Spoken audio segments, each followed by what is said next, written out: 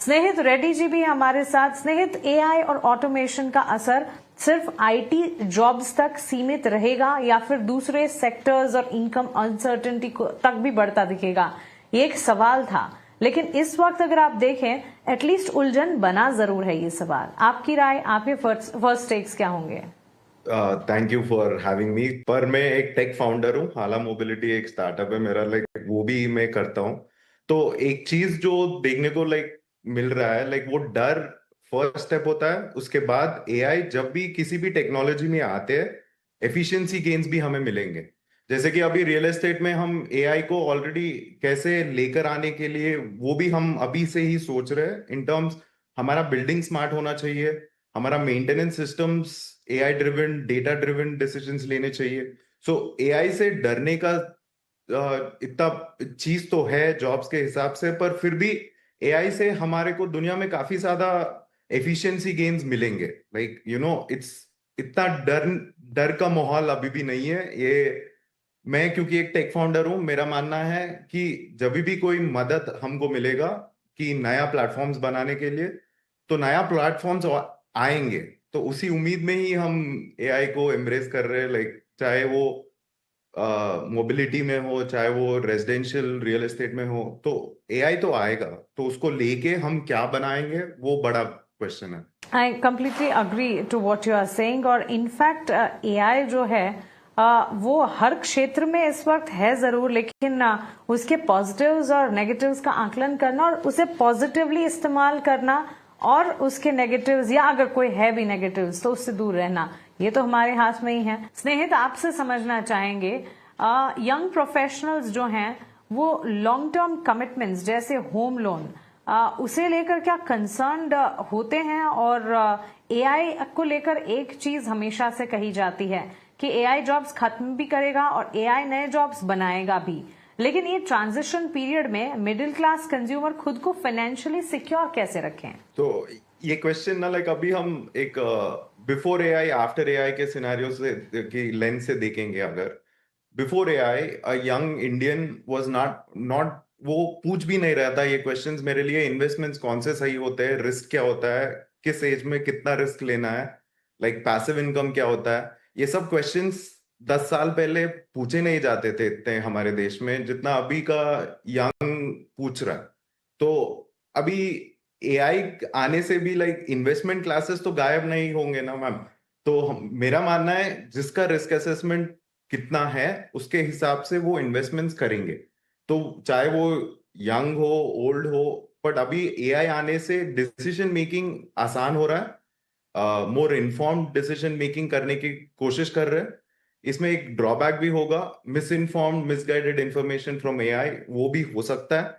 पर investment classes तो हमेशा वही रहे हैं, नया इन्वेस्टमेंट क्लासेस आएंगे तो रिस्क जहाँ ज्यादा है, stock markets, there are young people जो स्टॉक मार्केट को भी देख रहे।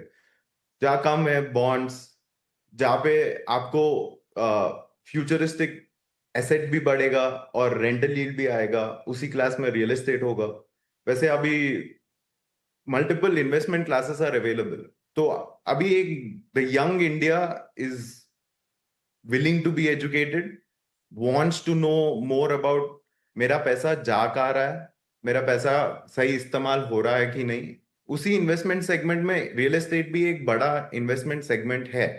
जो मार्केट में डिमांड था वो रहेगा, वो थोड़ा फ्लक्चुएट होगा इधर उधर based on how the longer markets are reacting. पर मेरा मानना यह है कि इंफॉर्मेशन ज्यादा होने से हमेशा अच्छा ही आता है। या बिल्कुल, और इनफैक्ट बात सही है। यंग जनरेशन की जहां हम बात कर रहे हैं तो यंग जनरेशन तो हर बदलाव को इंटरेस्टिंगली ले भी रही है और एआई ट्रांसफॉर्मेशन को भी काफी हद तक एक्सेप्ट भी किया है और काफी इंट्रिग्ड भी है इस बदलाव से। Snehit, coming from there right away and taking it ahead from there, AI को लेकर हाँ डर है लोगों के मन में, कंसर्न भी है कि कहीं सिचुएशन या कहीं उनके डेवलपमेंट पर ये हावी ना हो जाए, और क्योंकि कॉम्पिटिटिव है भी AI.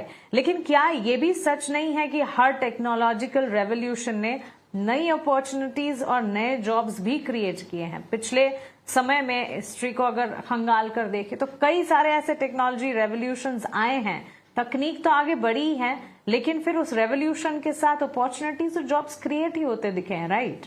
Economies are built by humans for humans. अभी अल्ट्रा कैपिटलिस्टिक हो गया तो we feel corporates have a lot of say, पर at the end of the day AI revolution है क्या? लाइक अभी मैं एक एजुकेटेड फार्मर हूँ, राइट? मेरे को एक बेसिक ऐप बनाना है वेर आई ट्रैक, मेरे को ट्रैक करना है मेरे खेत में मैं डाला क्या है, राइट? वो डायरी में लिखूंगा वो सब नहीं, पर मेरे को एक पूरा ट्रैकिंग सॉफ्टवेयर बनना है वेर मैं फोटो लेके अपलोड करूंगा, एआई एनालाइज करेगा। प्रीवियसली अगर ये सोच एक आम किसान को आना है ना, उनको लाइक वो सोच वहीं पे रुक जाता था कि मैं इतने फ्रंट एंड डेवलपर्स कहाँ से लेकर आऊं, मैं इतने बैक एंड डेवलपर्स कैसे लेकर आऊं, मैं ये इमेज रिकग्निशन के एमएमएल कौन लिखेगा, लाइक वो सोच उधर तक जाता भी नहीं था। अब एआई से क्या होगा, like essentially more architects can build more platforms, तो जो यूज कर सकता है वो यूज करेंगे। लाइक मैं एक मामूली सा एग्जांपल देता हूँ। मैं लाइक ये एक प्रोजेक्ट बना रहे लाइक स्काईवन बोल के, ये हैदराबाद में, जहाँ पे मैं मेरा सोच ये था कि पहले से ही हर इंफॉर्मेशन हमारे पास एक बैकएंड सिस्टम में आना है। तो उसके बाद क्या होता है, when AI comes the efficiency gains in terms of, अगर कोई घर पे नहीं है तो the lights can be switched off automatically.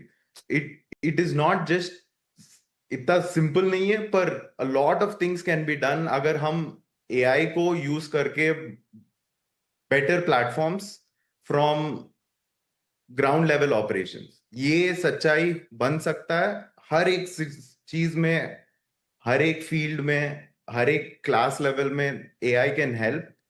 तो my thing is it's something we should all embrace. I completely agree to it.